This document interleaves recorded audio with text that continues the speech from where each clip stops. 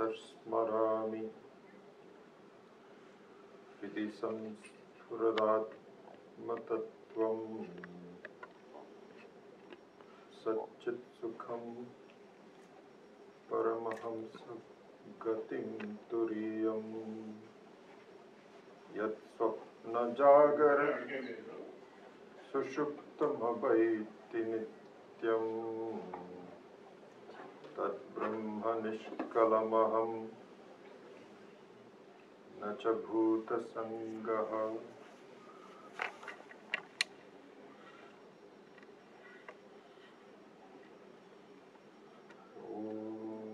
Namaste astu bhagavan Vishveshwaraya Mahadevaya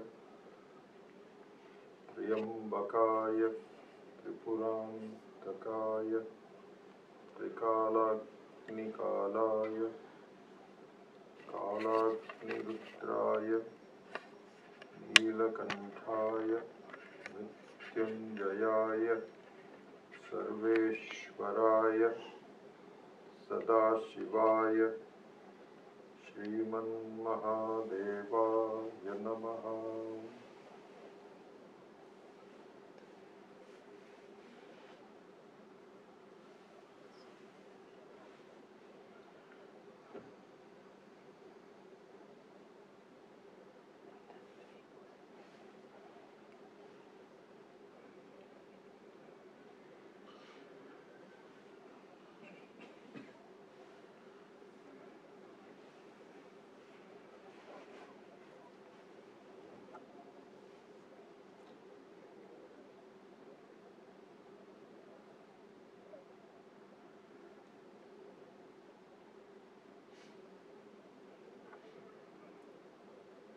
So, for a student of Vedanta,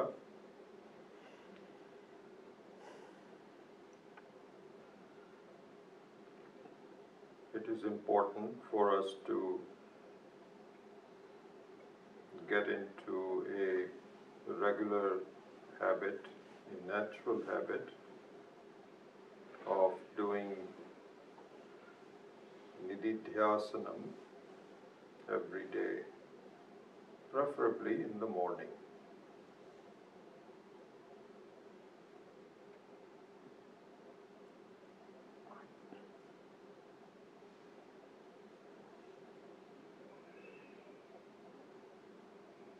You can form your habits. You can form your habits that are most suitable to your daily routine.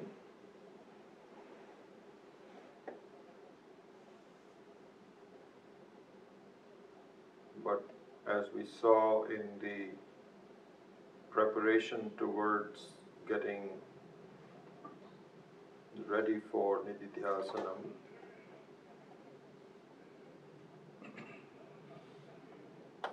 a repeatable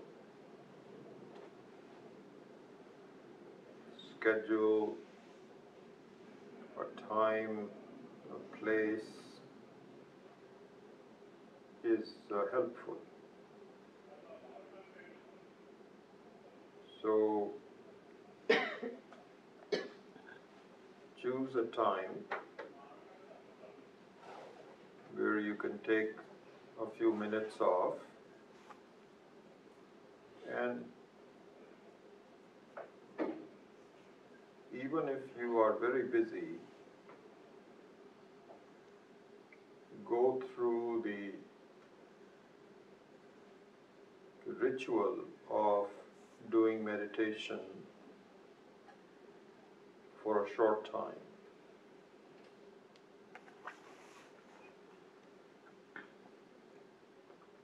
Often, sometimes you have to catch a morning plane and you have to get ready. Fine, you need to do all of that. But even within that, just sit down, and even if you have to do meditation for 2 minutes, do it.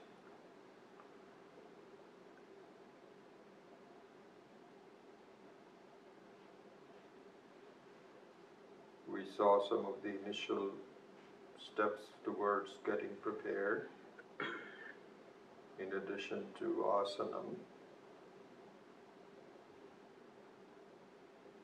And the basic aspect of the asanam is to, as you know, to do two things. One is to have a posture which is maintainable without changes for the length of the meditation. And the other one is which guards against the tendency to go to sleep.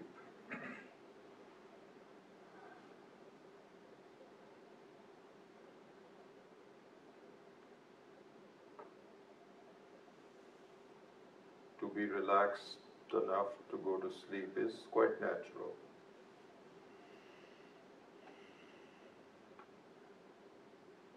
But as far as possible, be aware of the tendency to sleep and guard against it. It's okay if you do, but it's not very useful. Then a sankalpa is useful, a simple sankalpa, which is to your own body-mind sadhana, all the body-mind instruments that you possess, is to, as a leader of the body-mind complex, you should give instructions to everyone. Here is what I'm trying to do. Please follow me. And the instructions are that I'm trying to think about myself as a person separate from the roles that I play. This sankalpa seems obvious but important, because you slip into the roles without realizing it. You are doing meditation and you start thinking about you have to get some gas today, or you have to pick up milk from the grocery store, or something like that. Those are all roles, related to the roles.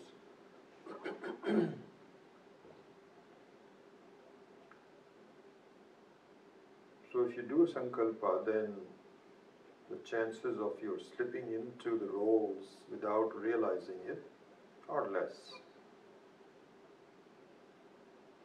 You are aware of the distinction between the person and the roles. Then the next things are to slowly, naturally, without forcing, having your mind be focused on the things that you want to do.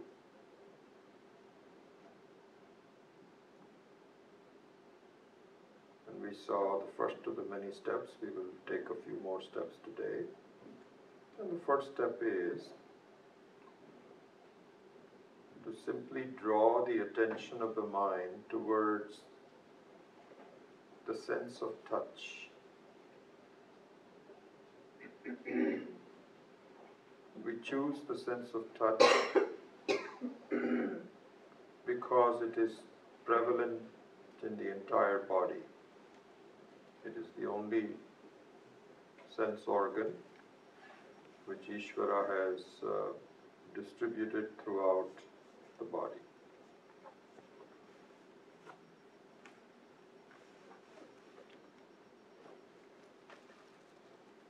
So draw the attention of the mind towards the touch, the various touches. Your legs resting on the ground, your feet rather, resting on the ground. Your thighs touching the chair. Your back perhaps resting against the back of the chair. Your hands touching your lap. Your fingers clasping. And as we saw, a very useful exercise where you feel the touch of the two eyelashes, the upper set of eyelashes and the lower set of eyelashes.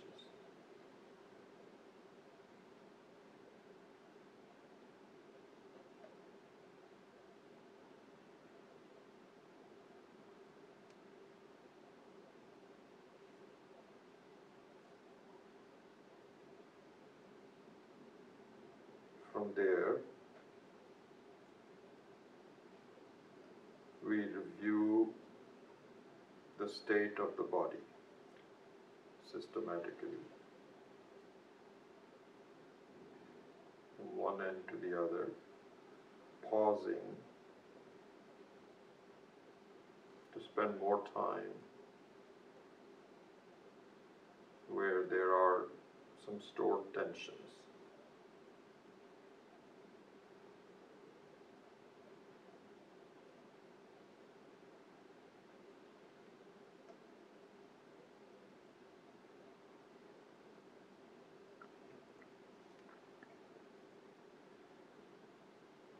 And helping it relax. Some of the relaxation will come just from your pausing and paying attention to that section of the body. Some of the relaxation might need for you to consciously relax with each outgoing breath.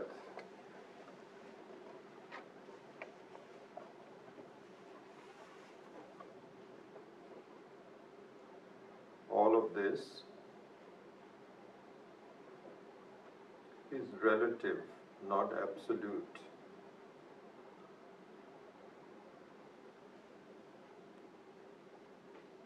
If it is not completely relaxed, it's okay.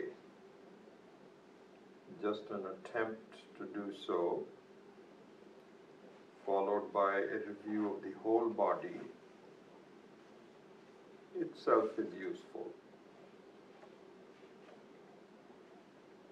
Again, many of these steps don't have to be mechanically repeated.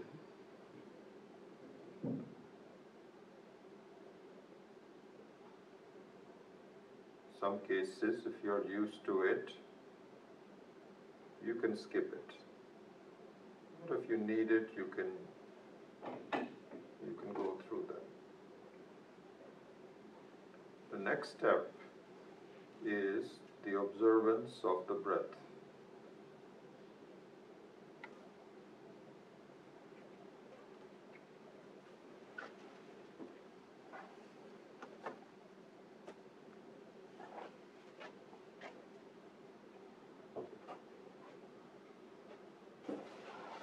A simple pranayama could actually be done at the very beginning, requiring you to close one nostril or the other.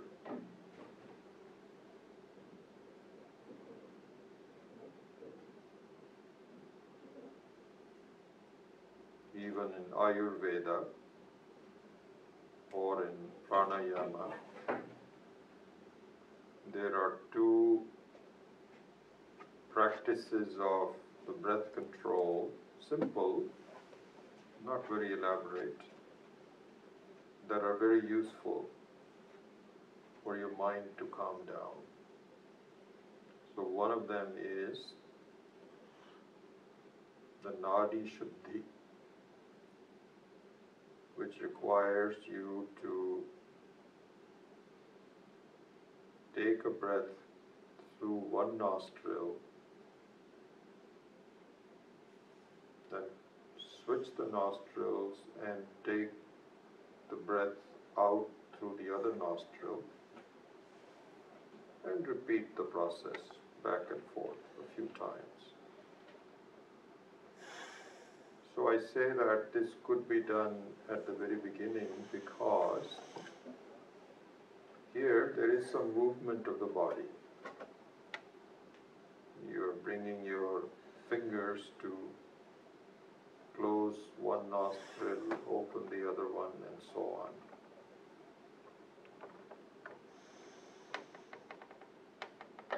Or, if you don't go through this step, and another step which also requires some practice, which is diaphragmatic breathing. We will go over that some other time. But during the meditation, after the observance of the tension in the body, when you observe the breath, you don't move your body. You simply observe the breath.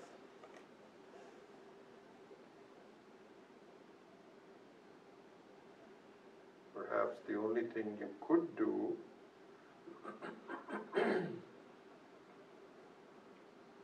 is to regulate the breath and to lengthen it and make sure it is symmetrical. So there is a little bit of involvement on your part, just for a few seconds. But other than that, it is just observing the breath.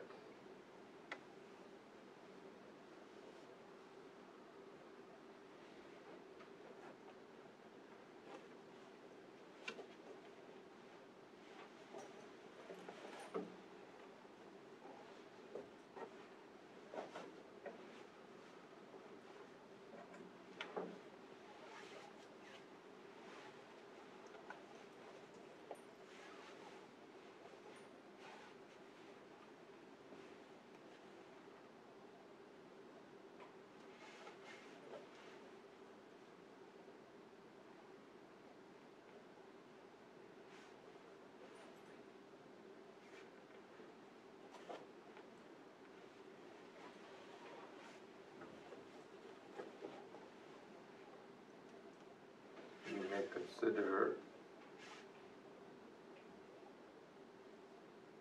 the very precious mantra, Namaste Vayo, Tvameva Pratyaksham Brahmasi.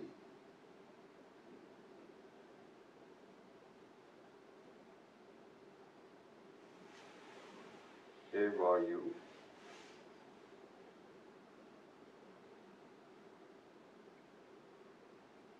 you are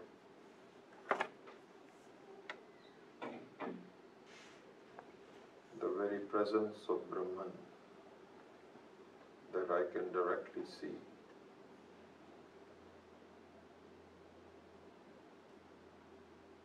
You are my life. I see you sustaining me.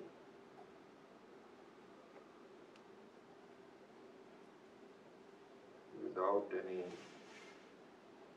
effort on my part, I see you, I observe your presence.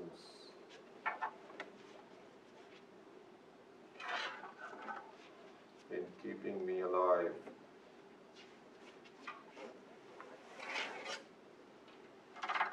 bringing pure oxygen into me.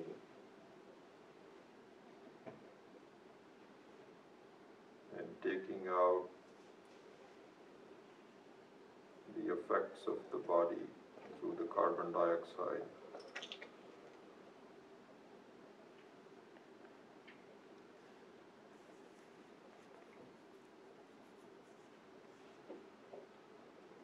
Hey Ishvara, hey Brahman, you are not far from me. I see your presence.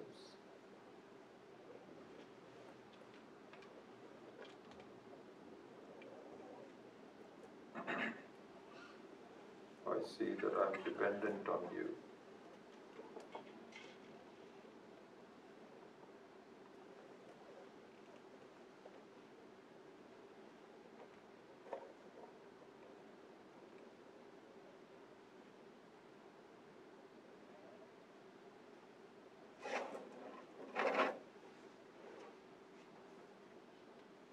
By this time, through practice,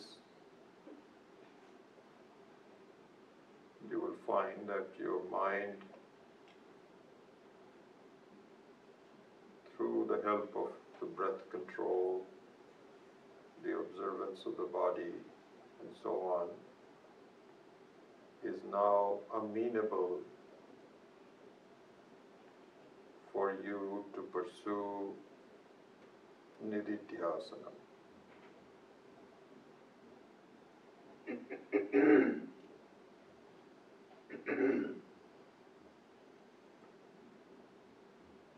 I find in the practice of meditation, patience is very important. Patience in the sense that on a given day, depending upon what is happening around you, it may take a little while for you to reach this ideal state where you are ready for nididhyasana. It may take a while. But I suggest two ways of making sure that it happens effectively. One is just be patient. Wait it out. In the beginning, as you start the meditation, it is possible that your mind is all over the place. Your breathing is not normal. It's very likely that might be the case. But systematically going through these steps with an inner cheerfulness and patience in the form of waiting it out. If the mind is dancing, don't be upset about it. Just be firm in saying, just be quiet. Take your time, but just be quiet.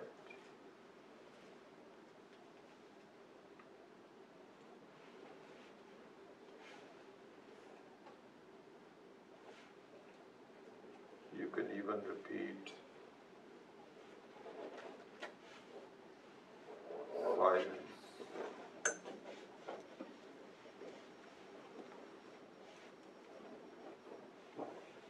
Silence.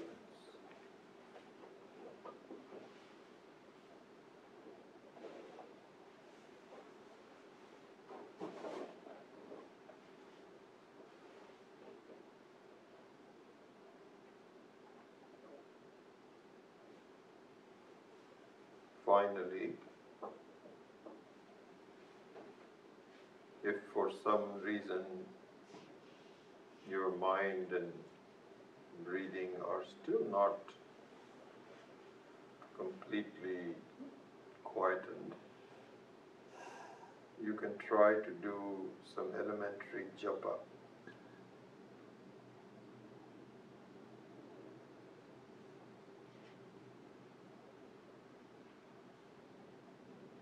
In my own experience,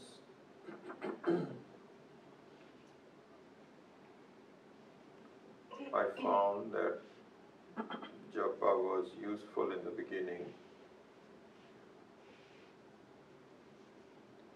but even more useful than just japa, like just a simple Om Namah Shivaya, Om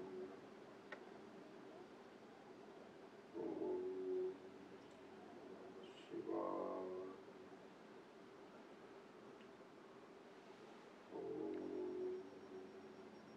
Shivaya, or something like that, some simple japa. If you prefer, you can even do it with a little bit of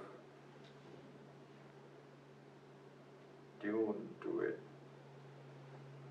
Hare Om, Hare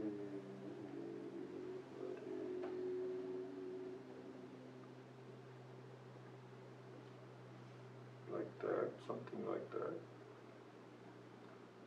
But in my own experience, I have found that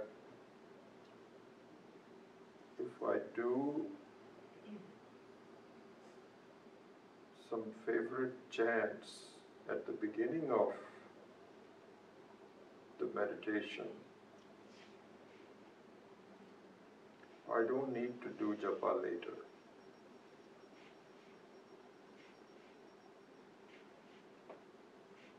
And what I normally do is to spend 5 to 7 minutes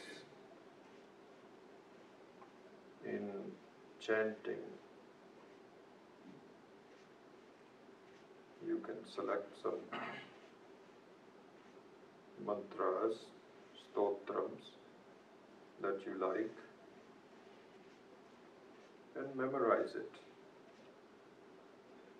Do it with your eyes closed. I find that in the beginning of the meditation, if I do that, it is amazing how quickly my mind and the rest of the equipment follows through. So you may want to experiment with that as well. If not, then resorting to a relatively simple japa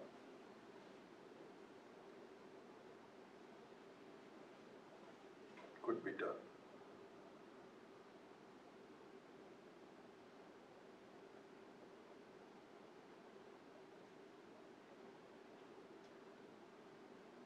In any case, these are some of the optional steps that you can pick and choose from as it suits your own experiences. And you will find that over time you don't have to repeat them.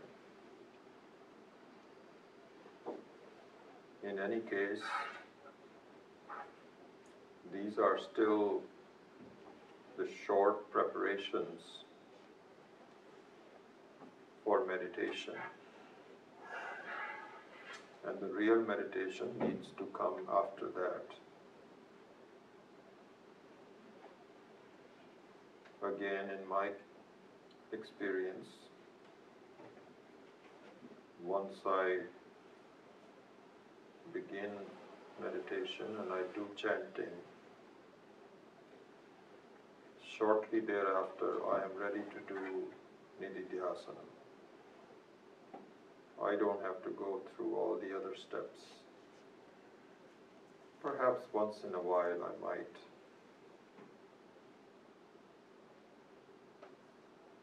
So this completes our introduction to the preparation to meditation. In summary, important to do it every day. You can vary the length of it. It's important to do it relatively at the same time, at the same place, with a resolution and a sankalpa. And you will find that to bring the teaching to fruition for yourself, this is an important step.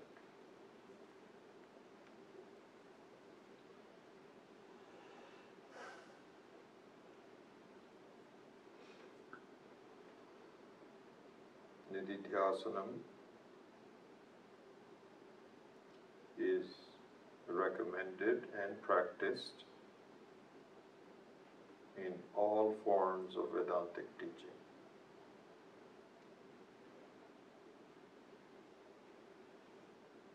So, if you're not used to doing it, please do so.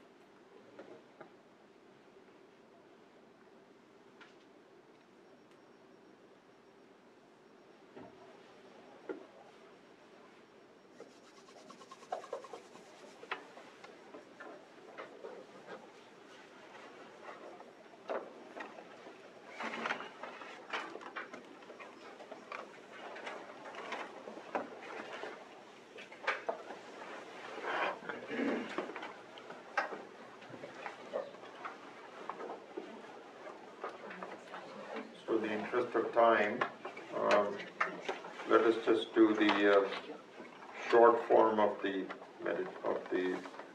chanting today, ending with Sahana Vavatu, and then we will hopefully do the full set for next time on. Also, what I was thinking is that from next week, we will resume the meditation from time to time, but for next week we will do the puja and chanting to Dakshinamurti. And so I'll send you all the chants that we will perform so that you're able to see ahead of time. And so we will take about half hour to do so. So next week we will start with that. So let's just do just a short form. Om Shruti Smriti Purananam Adayam Karunadayam Namami Bhagavatam Shankaram Loka Shankaram Shankaram Shankaracharyam Keshavam Vadarayanam Sutranashakritau Vande Bhagavantam Punah Punah Ishvaro Gururatmeti Murti Veda Vibhagine Yomavadhyakta Devaya Dakshinamurtaye Namaha Gukara Svandakaro Vai Rukara Svannivartakaha Andhakara Nirodhitva Guru Nityamidiyate Sadashiva Samarambham Shankaracharya Madhyamam Asmadacharya Paryantam Vande Guru Paramparam. Om Sahana Bhavatu, Sahana Bhunaktu, Sahaviryam Karavavai, Tejasvinavaditamastu ma vidvishavai. Om Shanti Shanti Shanti.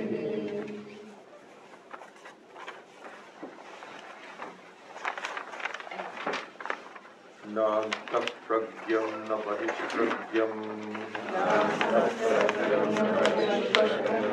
no vayata pragyam na pragyanaganam, na pragyam na pragyam, adrishtam avyavaharyam,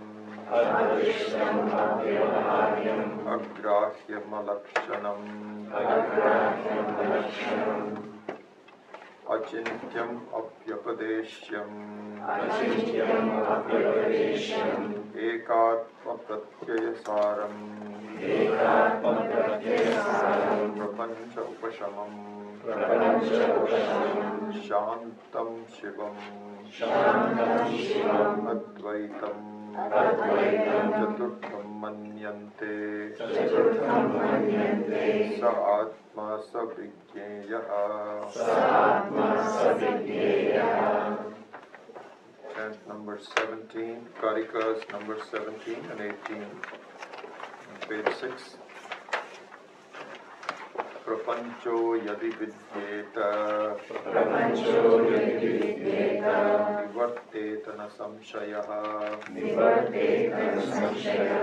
maya matramidam dvaitam, advaitam paramarthataha, vikalpo vinivarteta, kalpito yadi kenachit, upadeshadayam vadaha, jnate dvaitam na vidyate.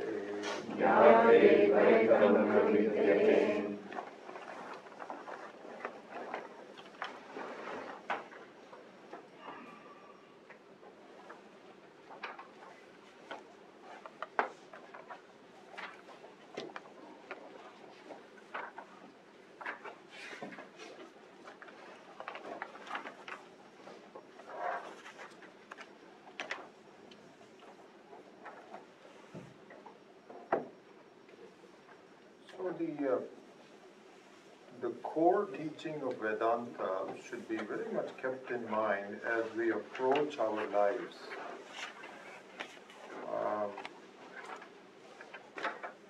And that is, see, in the way we approach our lives and how we deal with problem solving, how we want to improve ourselves, all of that is with respect to the fact that we have a certain idea about the reality of the world. Because when things happen to us, they appear real. Bad things happen to us, good things happen to us, and all that. This is what life is all about. So the Vedantic teaching says, listen, it's certain reality is expected because that's how the creation is. But the reality is what is called sapeksha reality, relative reality. Sapeksha reality. It is not nirapeksha reality. It is not absolute reality.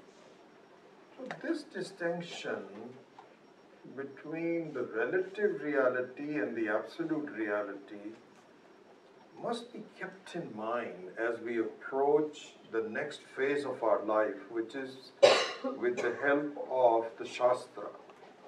Because it's very possible, very likely, that we have led a life without a structure and an instruction on what is going on.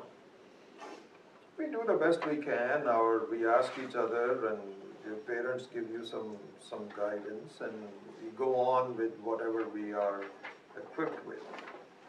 But deep underneath, there is something fundamentally more valuable for us to know as to what the structure of life is. And this is provided us by the Shastra. And so once we begin to see that structure, a very higher structure, which is less and less available because we are in that phase of the whole creation, of the whole kalpa, where this is not easy to find. We are in Kali Yuga. In Kali Yuga.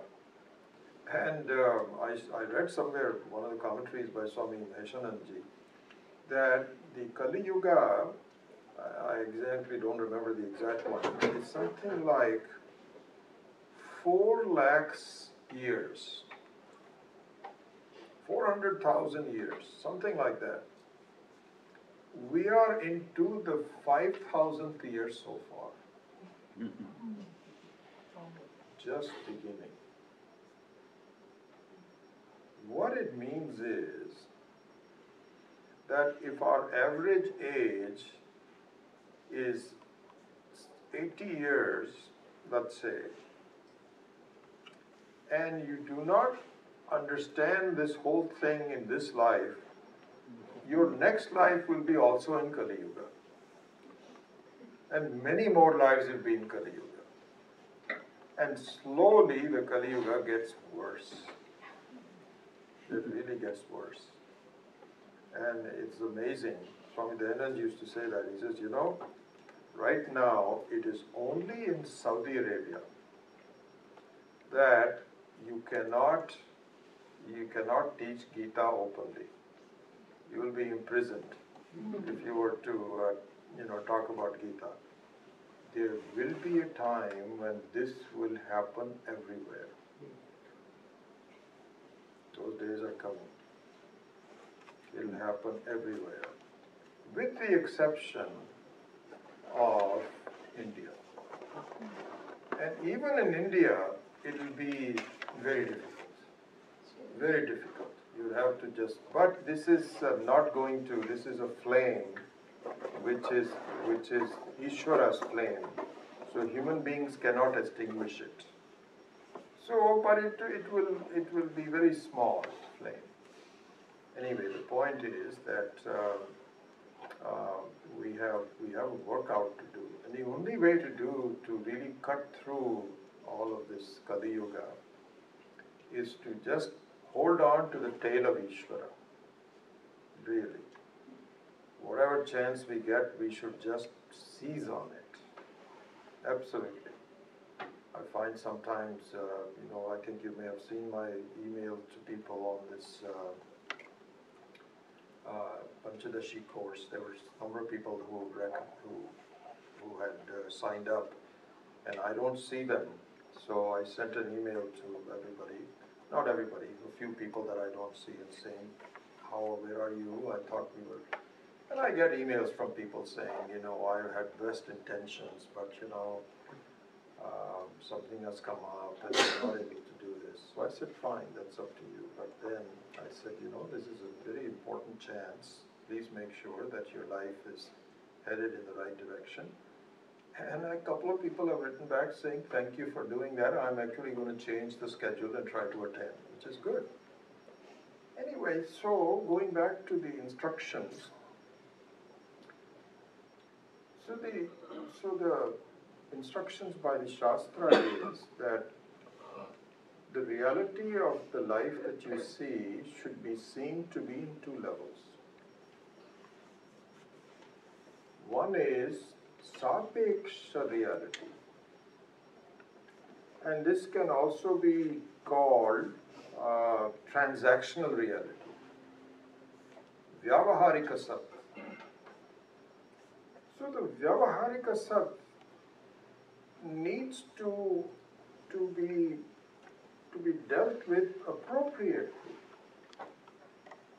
In other words, you cannot, it is kind of like acting in a play. You cannot just leave the rules of the play and then just start, oh, this is all, supposing you are acting in a play and you have a role to play. And then all of a sudden you say, this is so stupid. Why am I doing all this? And so then you just start laughing or doing something funny which is not in the script. And people will say, what is going on? What are you doing? And he says, yeah, this is just a play. He says, yes, of course, and you're also a player, so play with it. Anyway, the point is that the Vyavaharika Sapeksha reality should be dealt with at the Sapeksha level. If your family needs your help, please provide the help and the time. Absolutely. But deep down below, you should see that at the absolute level, this reality disappears. And so that promise is given to you, and you have to fulfill the promise yourself.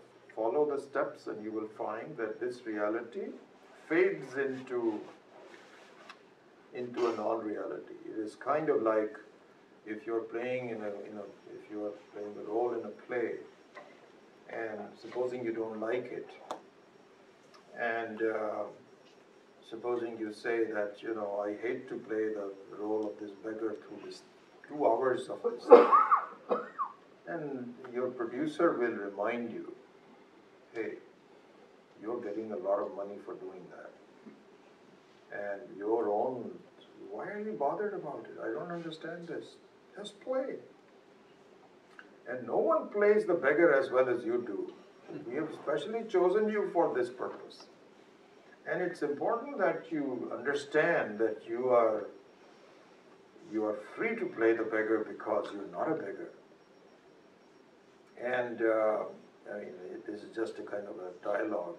And so you say, you know what, you're right. That's okay. And so the roles of insecurity are best played if you are fully secure.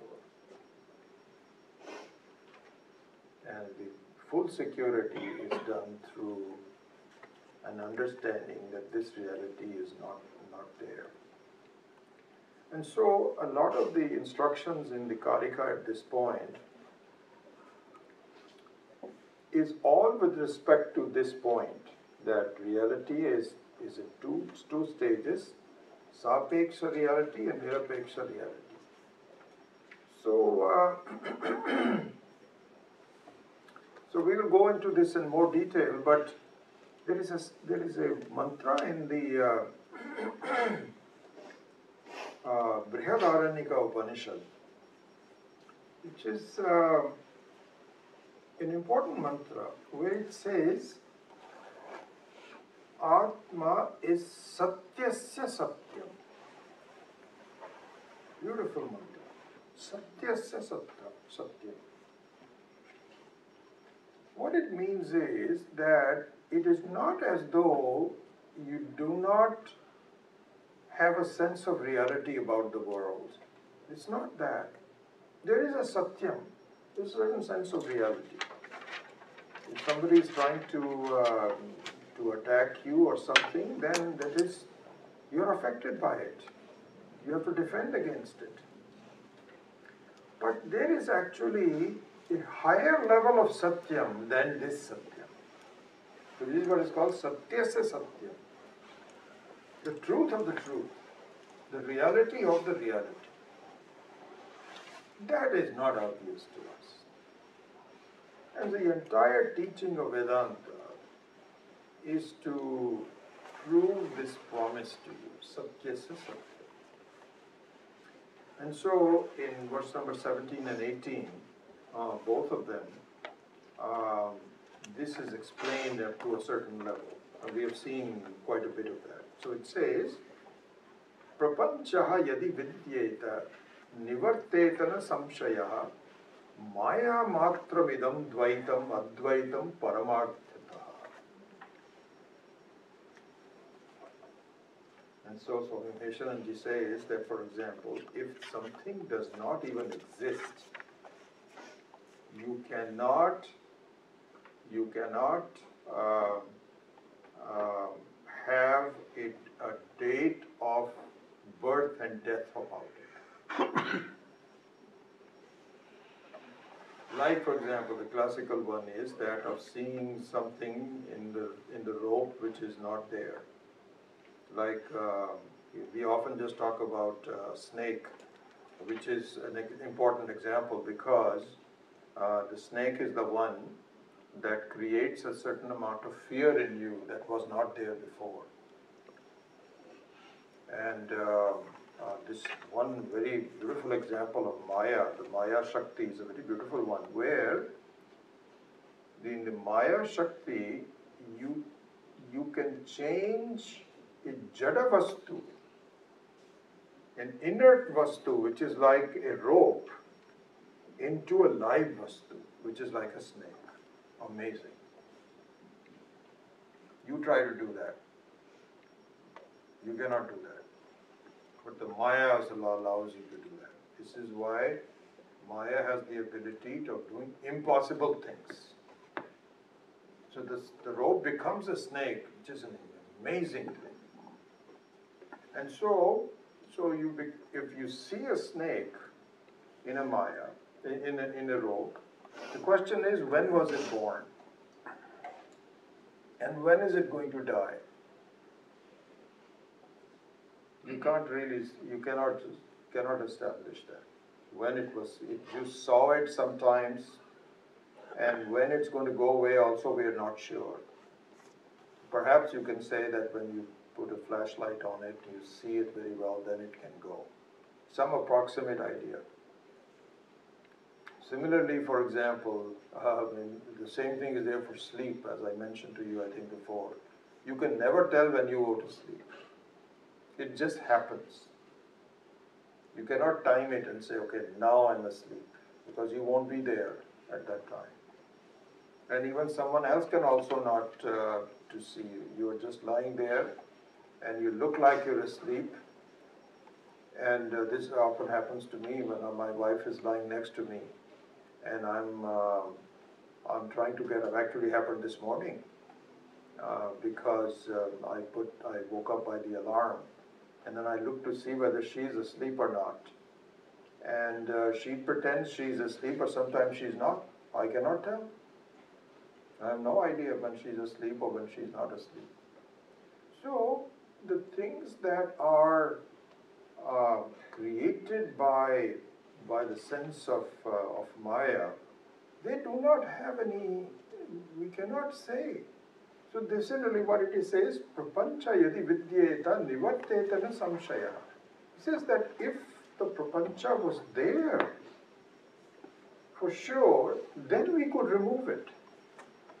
But we cannot tell it is there. So therefore, just to summarize my initial instructions, and then we will continue with that. Our approach to life, and so this is an important thing for us to keep in mind as we develop this. This is one of the fundamental things of the students of Vedanta have to do. Our approach to life needs to have two segments, two ways of looking at our life. One segment is that at the relative level, I have to deal with it. And I should deal with it. It's not as though I have to deal with it. I should just deal with it. And so this is approached by the word karma yoga in Bhagavad Gita. So karma yoga means that all of the actions in your life, your dealing with things in life and so on, should be used as a yoga, not used as a way of getting results. So deal with it and do a good job. Play the sequence of all of the things required in the play very well. And the better job you do, the better job you have of doing a good job in the second segment. And the second segment is there is no reality to this. And your mind also protests. What are you saying? How can there be two separate things? First, either it is real or it is not real. There Vedanta says, and then you have to teach your own mind that listen, that's not true. The whole definition of mithya is with that. So what it says is it's not true. At the vyavaharika level, at the sapeksha level, at the relative level, yes. But my sights are on a higher plane, which is that at the absolute level, this is not there. So what it really means is, in terms of the instructions to how we should live our life, is that your approach, it's a very important thing to see, that while you are transacting, you should see that ultimately you are not going to solve your life with these things that you see in front of you. It's not going to happen. If you just play along with it, but ultimately you have to see your reality is something different from it. You have to discover the independence from it. This is the second segment that you have to do. So this in Bhagavad Gita also, same thing is given. Really, it's very consistent throughout. In Bhagavad Gita also, it is Karma Yoga followed by Jnana Yoga. And Karma Yoga is just a preparation for Jnana Yoga. Karma Yoga means that at the relative level, you please do a good job of leading a life which is required of you, expected of you, and this is what you've been doing all your life. In fact, this is what the script of the world shows. You have to do that. But while you're doing it, you should see that there is something higher than that, which is an amazing creation of Ishvara, that what appears to be a prapancha, it is really just like a dream. The dream is a prapancha. There's a lot going on, but nothing is going on. But you have to see that. You have to really wake up to that reality. So here in verse number 17, it says exactly the same thing. Now I'm just giving you the meaning of this. Prapancha yadi vidyeta. He says, I'm sorry, but if the reality of the world was to be absolute, then it is possible that we could think about some way of removing it. But we can't. You don't need to do it, and you cannot do it anyway. You cannot do it. At the vyavaharika level, you cannot remove it. So you see a lot of waves in the ocean and so on, that is prapancha. And so you cannot say that I want complete silence of the ocean. Stupidity. The very nature of Ishvara, we are going to do this in the Bhagavad Gita class. So there are two things talked about it. Again, you should see the technical words used for it. So the two words are Swarupa and Swabhava. Swarupa and Swabhava. By the way, I think one of the things I'm hoping to do is that we will have a television screen, and then I will have a pad that I can write on which will be instantly displayed on the television screen. I think we're going to try to do that. So we're in the process of getting a TV screen which is visible to you, because I really miss writing these things down that you can also copy. And as some of you are taking the Sanskrit class from Kumud, so I'm looking forward to doing that. Anyway, so those are the two words, Swarupa and Swabhava, which we have said before, but I'm just repeating. So Swarupa is one where it is intrinsic to a vastu. It is the very nature of a thing. It's called Swarupa. The second one is Swabhava. So Swabhava means that it is not necessary for the Swabhava to be there for the vastu to become real. But that's one of the things that comes as as part and parcel of it, which may or may not be necessary, may not be there, but it just happens to have that Shakti. So in terms of the ocean, the waterness of the ocean is the Swarupa. And the waviness of the ocean is the Swabhava.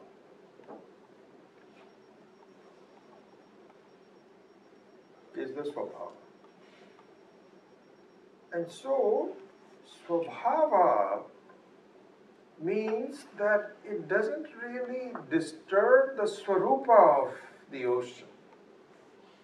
But if you're bothered by it for whatever reason, and there's some good reasons why you may be bothered by it, if you happen to be one of the waves, and your estimation of who you are has nothing to do with the fact that you're water, all you're concerned with is the dancing of the form of the wave, then it is very possible that you're bothered by the Swabhava.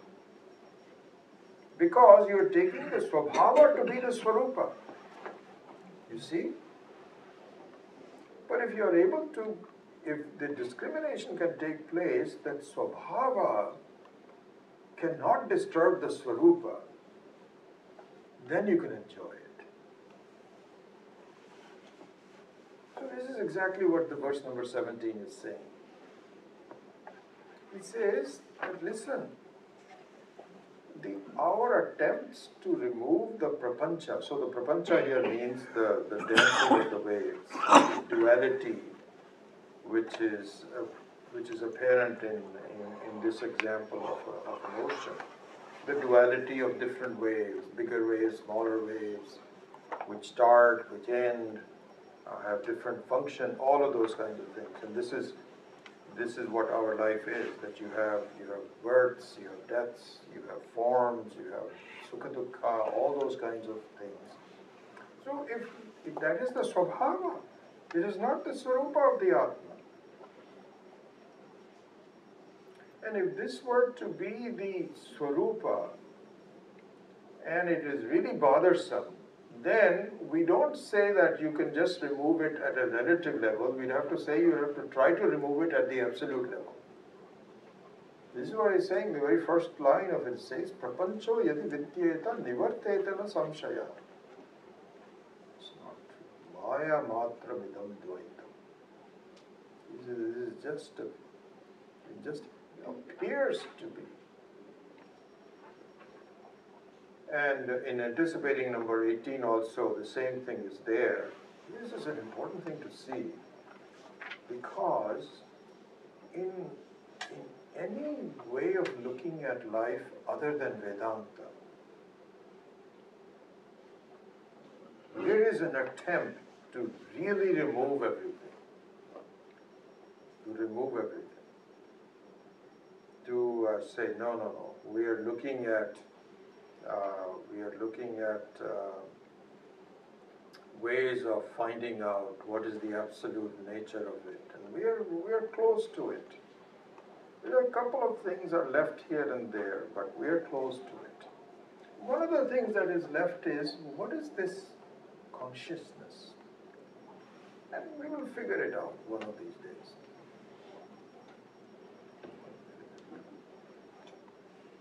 It is you. How are you going to figure it out? How are you going to? It's not possible.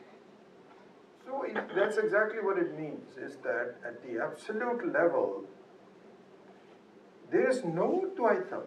This is just a Swabhava. There is no Swarupa. Maya matra vidam Dvaitam. Advaitam paramarthata. Then it says it is better that we switch over in your life, just to close off what I said early in the very beginning. Your attitude should be, instead of fighting every part of your life as an absolute, deal with it on a relative level, but then start to put your attention towards the second one. How is it that it is not real? Yes, there's a lot of effort required to do so. There's a lot of preparation required for you to do so. No doubt about it. But it's the truth.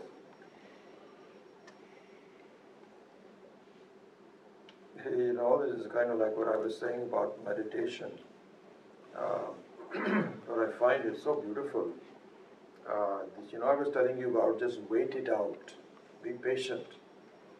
And it's so lovely, honestly, that you start doing meditation and your mind is all over the place, this, that, or the other, and then you say, how am I going to have silence and order and so on.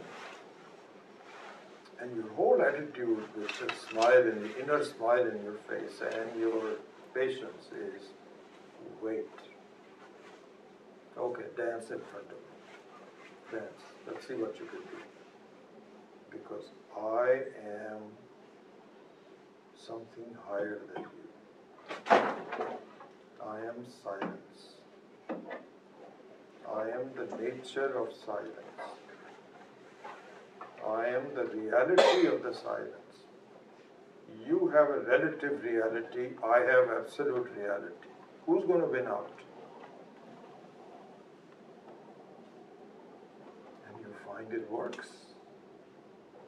Your mind protests. It's kind of like, as Swami TV always, I always found his analogy to be so good. He says, the mind is like a child. So true. He was the first one to really point that out. Possibly Swami Dayananji may have said it and so on, and none of the other acharyas, but everybody adds a little bit something. And Swami TV's was wonderful. And I find this is so true. Your mind, when you start doing meditation and so on and so forth, it's saying, hey, you have forgot to do this, you're supposed to pick up milk, you've got work to do. What are you doing? You're just sitting there meditating. Swami Dayananji, just to digress for a second, he says, the life of a Vedanti is very tough. Very tough. He said that, he gave a very beautiful example, really just phenomenal. He says there are two daughter-in-laws in a joint family in India, which happens all the time. Less and less, but happens. So two sons of the family get married, and they get married to two women, and these two daughter-in-laws come to the house. And so one of them and so both of them have some habits. Their children are also grown up, so the grandkids and the grandmothers, and they're all in the house observing them and their habits and how they lead their lives and so on. So in giving this contrast, Swamiji says, one of the daughter-in-laws likes to sleep in very late. She wakes up at 9 o'clock, 10 o'clock or something, while the rest of the things are going on and so on and so forth. So this is also not really appreciated, but tolerated. It's the way it is, what can you do? So everybody has a room and she doesn't come out until 10 o'clock. So what are you going to do? So this is what. The other daughter-in-law wakes up early and starts doing puja to herself and to so on and so forth, and spends like 2 hours doing that. Same 10 o'clock. This first daughter-in-law is asleep at 10 o'clock. The other one has still not come out of the room. She's taken a shower, bath, and she's doing puja. And she's doing puja for 2 hours. Do you know which one the parents are going to be more mad at? Imagine. Swamiji says this, just look at it. The person who's doing puja, they'll get more mad at. For sure. Absolutely pakka. Why? Because the person who's sleeping in, they say, that's her habit. What can we do about it? She must be tired. She cooked last night for the whole family and so on and so forth. But this other woman, there is a limit to doing puja. It's ridiculous. You are awake already, aren't you? So help out with making breakfast for the whole family and so on and so forth. And instead, you know what she does? This is called swartha. Means that she is just very selfish. Exactly. She's very selfish. She doesn't think about anybody else. She only thinks about herself. She only thinks about herself. This is not good. So they'll get more mad at her. Can you imagine this? Swami says, I've seen this over and over again. And even in our lives, you will see that people will say, I'm helping out with things. I'm doing this, that, and the other. And you're just studying Vedanta for yourself. So Swamiji says, you know what? The life of a Vedantin is very tough because to seek Parameshwara, you have to really not only go against the grain of your own self, because you're not used to seeking Parameshwara. You're just doing trivial things here and there, and you're very busy. I remember Swami Dayanandji had said something which was very useful to me. It's like 15 years ago. He said, in one of the satsangs he pointed this out. He said, procrastination, it's not a good thing. You're a procrastinator. Procrastinator means that you should be doing some things, but you say, I don't know, we'll do it later. You keep on watching television or something. You're supposed to be doing something. So procrastination is not a good thing. He says, do you know the subtle form of procrastination? He says that the normal procrastinator, you don't find too many people. Nobody would say, yeah, you do find it, but that's easy to overcome. That was his point. The more subtle form of procrastination is this. This was very useful for me to see. The subtle form of procrastination is, you have a list of things that you need to do. What you keep on doing is trivial things. And the important things you put down at the bottom of the list. This is the more harmful procrastination. So why is it more harmful? Because your own justification is, what do you mean? I'm busy. I'm doing things. Don't call me a procrastinator. I've got to do this, I've got to do this. And how important are they? Well, but I have to do them. What can I do? Well, shouldn't you start the study or something like this? But I don't have the time to do that. That takes a long time. And I tell you, I remember coming back from the satsang and just examining my own life and my own list. And I said, he is right. These things play tricky things on you. This is exactly what happens. You keep on being very busy with trivial things. Anyway, so going back to what I was saying earlier, that the two phases of life are Karma Yoga and Jnana Yoga. So Karma Yoga means that at the relative level, at the Sapeksha level, you have to deal with it. But the real progress is where you say, eventually, I have to see that. So this is an important thing to see. You cannot have your attitude towards the life that it alone I have to solve. This is exactly what happens in our life. If you examine your life, what you find is that I am busy rearranging it in a manner that it gives me fun and pleasure. That's what it is. And we do not quite get it, that fun at a relative level is okay, necessary even, to fulfill your hunger and thirst and this, that, some fun, some relaxation is okay. It's not going to solve your problem. Not going to do it. But people don't know what else to do, so you keep doing it. There is something else which is possible. And that is to really just be devoted to understanding Parameshwar. We'll talk a lot more about this. What do you mean by what do you mean by just devoting to Parameshwar? Means the higher reality, the very absolute reality, which is the world itself is not prapancha, is Dvaitam, but it is basically Advaitam. Wait it out, and then you will see glimpses of it that will change your life.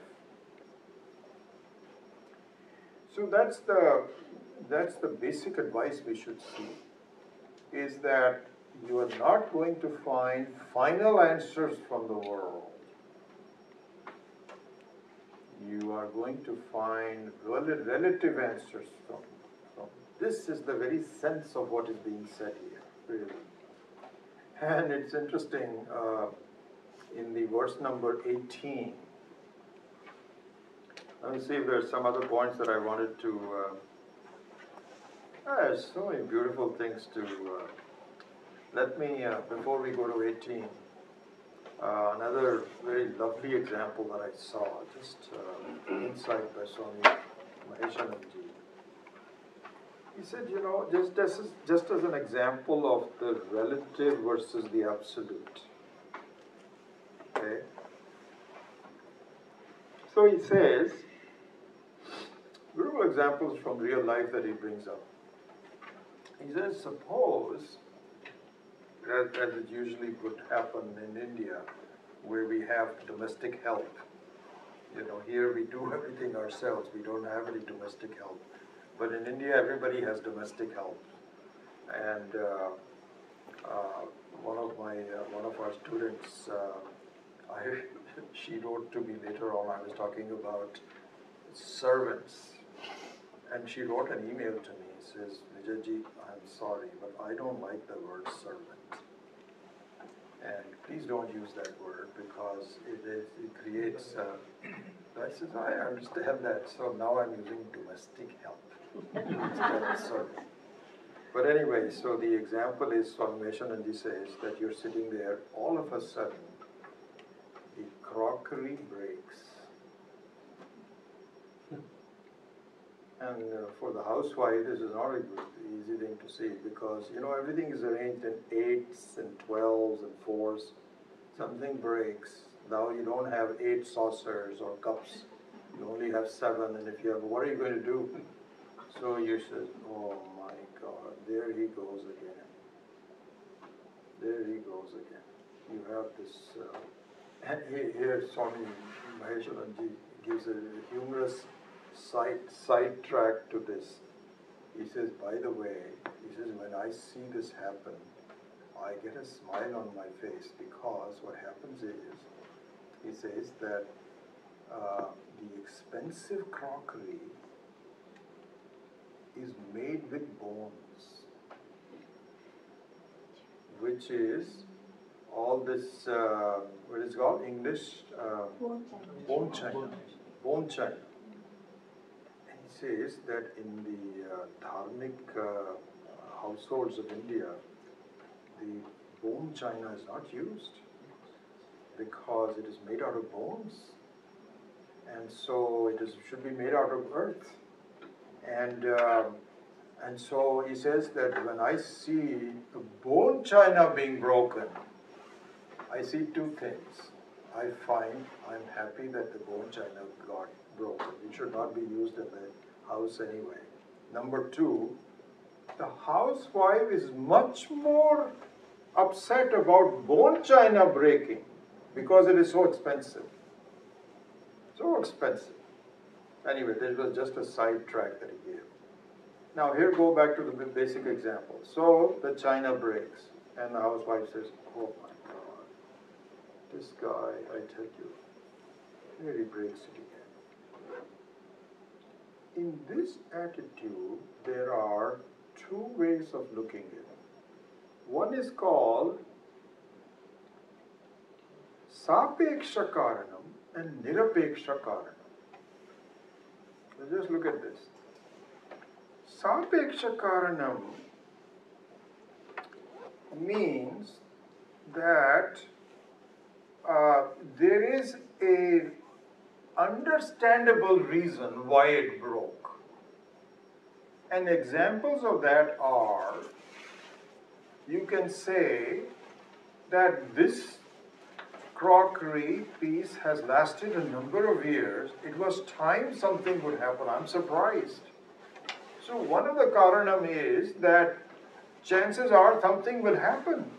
From the standpoint of probability, this is one sapeksha karanam. Another one can be, Swamiji says that supposing this person's wife was very ill, and he has no other help, and he has to take care of her all night long, giving her medicines and so on. He was awake all night long. The guy is sleepy.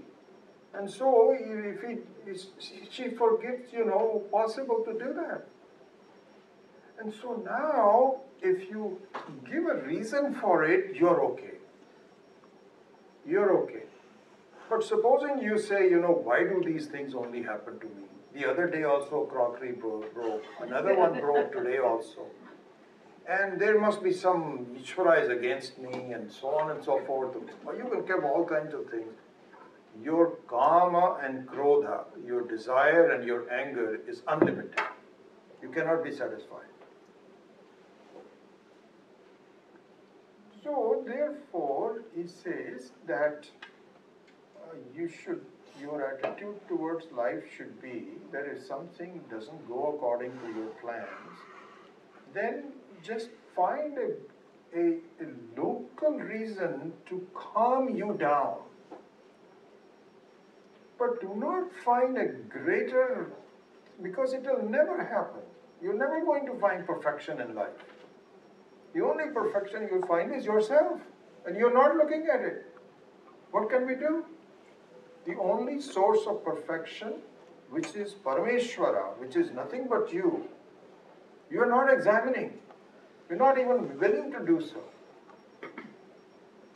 Anyway, that was another beautiful example that he gave. Then I think I'll just quickly go over number 18, so that this is the English translation of that is very confusing. I have to tell you that.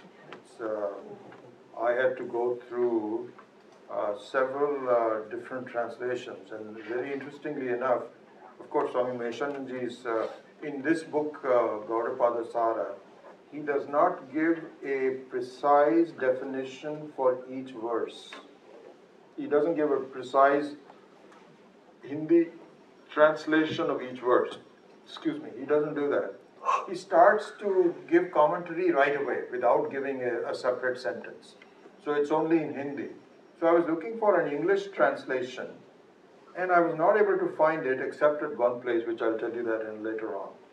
So let's look at the English translation of this verse. Imagine how convoluted it is, non-understandable. Look at it. Number 18. If some illusion is imagined by someone, it is liable to or could be turned away. This statement involving vikalpa is on account of its usefulness for instruction. When the highest is known, duality does not exist. What are you going to do about it? What are you going to do about it?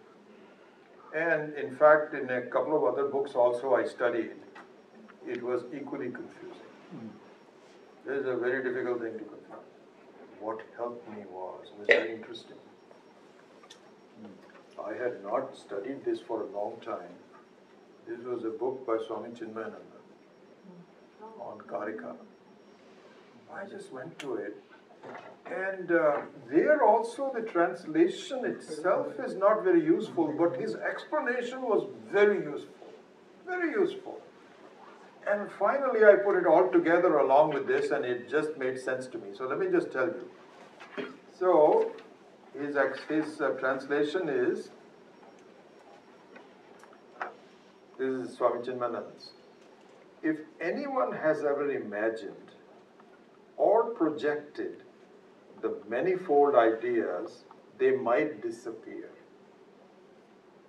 This explanation is for the purpose of teaching.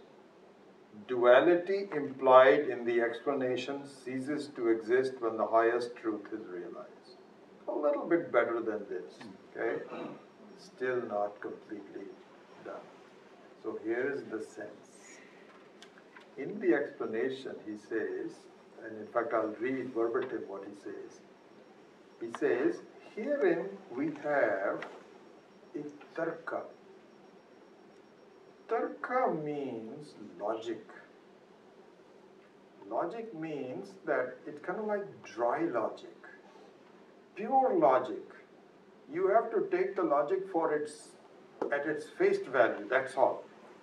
So, in fact, he gives a Latin word for it, reductio ad absurdum. I don't know what that means, but this is the explanation for logic. He says, the first half of this stanza gives us an example of tarka, an often used logic in philosophical disquisitions. Whatever disquisitions mean, I don't know. The argument is built up like this. Here comes the beauty. If the universe were a fantasy, it would be removed at one time. But it is not so removed, therefore it is not a fantasy. This is the thought that people will have. This is the reason. You can argue with someone, don't argue with someone, but supposing you are talking to someone, and the person says, listen, this is the reality. Can you ever remove it? When can you remove it? And if you tell them, no, in my meditation and this, that, or the other, he says, don't give me all this BS, meditation, etc. When the meditation finishes, your headache is still there or not? Well, it is almost gone. It's still there. Stomach ache is there? Yes. Stomach ache is still there. Are you still hungry? Yes. So it is still the reality. How are you going to remove it? So you cannot say that this is not real. This is a beautiful explanation. So he says, if the universe were a fantasy, it would be removed at some time. But because it is not removed, therefore you cannot argue that this is a fantasy. This is the meaning of the first line of it, and a good meaning. So now we can, I don't know how this Sanskrit was constructed by Gaudapada. Vikalpaha vinivarteta kalpito yadi kenachit. So kenachit means someone were to argue. I was doing a translation of all of the verses as I asked you to do. One of our students actually had given me his explanation. I'm correcting it, and I will have an explanation of this for you, but please try to do it yourself. Here, to find a good translation, I found it very difficult, but I'm still working on it to do so. So basically, to summarize, I think we can close the class with the fact that our attitude of life should have two segments to it. So one is Karma Yoga and one is Jnana Yoga. Karma Yoga means that at the relative level, I need to do a good job. And if I don't do a good job, this is the whole teaching of the Bhagavad Gita, that if you don't do a good job in the relative level, you will create so many problems for yourself.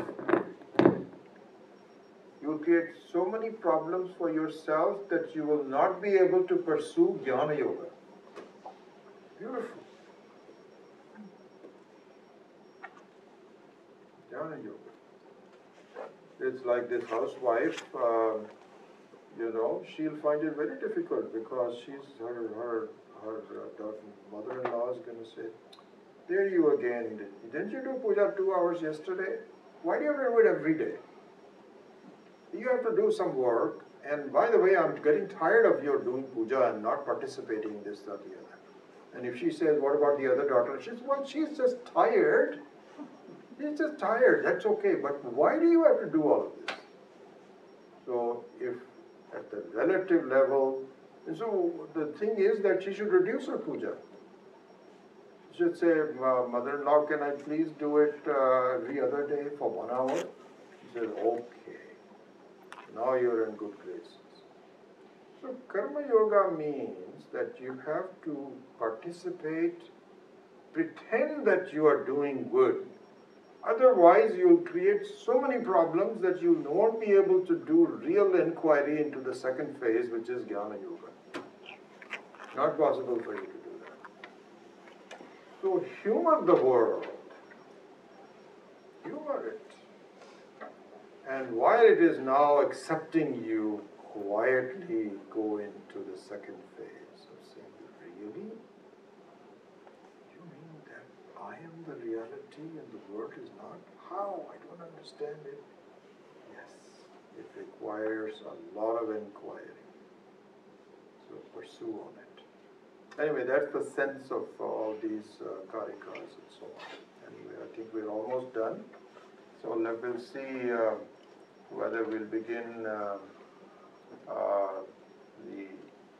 the revision right away or do something else. Then I have to think about it sometimes. Om Swasti Swasti Paripalayantam Nyayena Margena Mahimanyusha Goram Vahinkashivastham Loka Samasta Sukhino Bhavantu Kale Vashyatu Vanjanyana Prithvi Sashyashalini Desho Yaksho Parikamaha Brahmana Sattva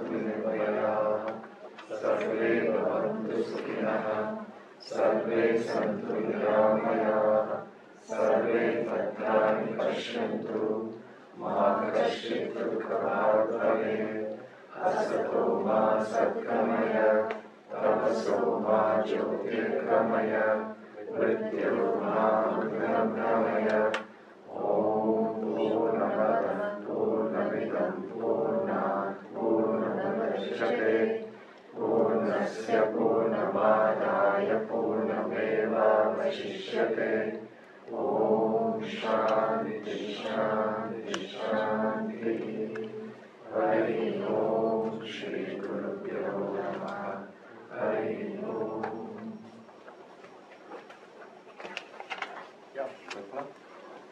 So in the beginning you said that the Kali Yuga is very long and we are at the beginning of the Kali Yuga. So by devoting ourselves to understanding the higher things, the Parameshwara, will we be able to escape the Kali Yuga? Yeah, there will be no yoga, nothing. That's it. You're just out of it. you'll awaken it. So the Kali Yuga is also in a state of dream, but in a very structured dream. That you cannot escape the dream because of the karma and karma phala and adrishta phala and all those kinds of things. Yes, so we all over. Yeah. So you could be living in this Kali Yuga, but mentally you will be at the stage where it doesn't bother. So say that again one more time. So let's say next birth we will still be in karma in this Kali Yuga, but our status of mind could be such that it will not bother us. So yeah, I think that, so the other part of that is that for those who adopt Parmeshwara as the goal, then you are okay. You will be protected against any other problems of any kind. So, but you just have to turn towards Ishvara, and then doesn't matter. There's fire going on. It's not. It'll be a while before it gets much worse, because we're still in the beginning of the. So in the meantime, and at any one time, what it means, it gets more difficult for people to do it, but still possible. Still possible. Yeah, Viren? You said about relative reality and absolute, and you have to do both. There's, I don't know the full sloka, I don't remember the full sloka, but in Gita it says, Mamanusmar Yudhita. That means do your yudh as well as remember me. Is that... Yeah, so exactly right. So I mean that, so when you have enough awareness of the second stage, then while you are conducting so the karma yoga will become easier for you. At the beginning it might require some special effort on your part to have the right attitude. But as you begin to see the presence of Ishvara in whatever you do, then it becomes easier for you to play the role while you're seeing that I am really getting prepared for the second phase, which is Jnana Yoga. Yeah. So, the main thing is to remember it? Well, remember meaning here to understand. Your memory, what are you going to do? Memory, Ishvara, Ishvara, Ishvara, Ishvara, Ishvara. What is that going to do? No, the understanding, remembering the understanding. Well, the understanding, remembering will come naturally if you begin to understand the presence of what does it mean. What does it mean? We'll go into this in more detail, don't worry about it. There's a lot more coming in that sense. But remembering here really means understanding the very... So, here, for example, if someone comes to your door, who's a complete stranger, do you recognize him as a form of Ishvara? And that is the memory, that is the real understanding. So all of that needs to be done, and that will take time for our introduction to become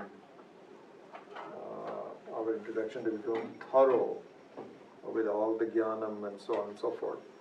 So in the meantime, you have to force it a little bit, and if you don't know it, there's a very beautiful section in. I'm beginning to feel there's so many lovely sections that require maybe 5 or 10 classes just by itself. It would be wonderful. So, for example, in one of the chapters of Panchadashi again, 7 factors were talked about by Swami Vidyaranya. So one is Ajnanam, then Avaranam, then Vikshepaha, then Paroksha Jnanam, then Aparoksha Jnanam, and then Triptihi, and then Shoka Nivaranam. These are the 7 stages of one's life.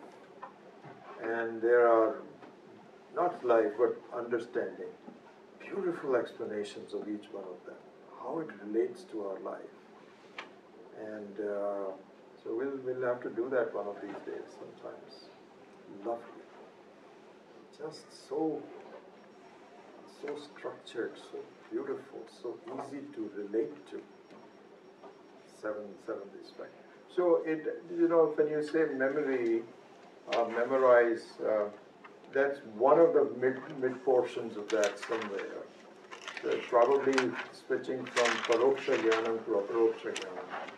So something like that. Yes? Our scriptures define Mahayajna, Pancha Mahayajnas for Karma Yoga. Yes. So that is for Antkarana Shuddhi. Yes. So we need to transcend to get into Nididhyasana, right? So there is nothing like practicing Nididhyasana. There is no demarcation between, you don't go from masters to PhD like that. So you said that only meditation is to keep your mind steady. So meditation is not part of the Nididhyasana. So no, you're using one English word and one Hindi word, Sanskrit word, so I'm not sure how to translate. You're saying meditation is that... The way we did meditation is we do for all 3, for all Shravanam, Mananam, Nididhyasana, meditation. So I think that what we're saying is that the real thing is Nididhyasanam. What it means is that you are so absorbed in understanding the absolute truth, as we talked about earlier, its implications, its relevance, all of that, which comes from the teaching. You're so absorbed in doing so that you are in that world of reality. This is Nididhyasana. So, what we are doing so far is just the first step of getting prepared for doing that. And then you're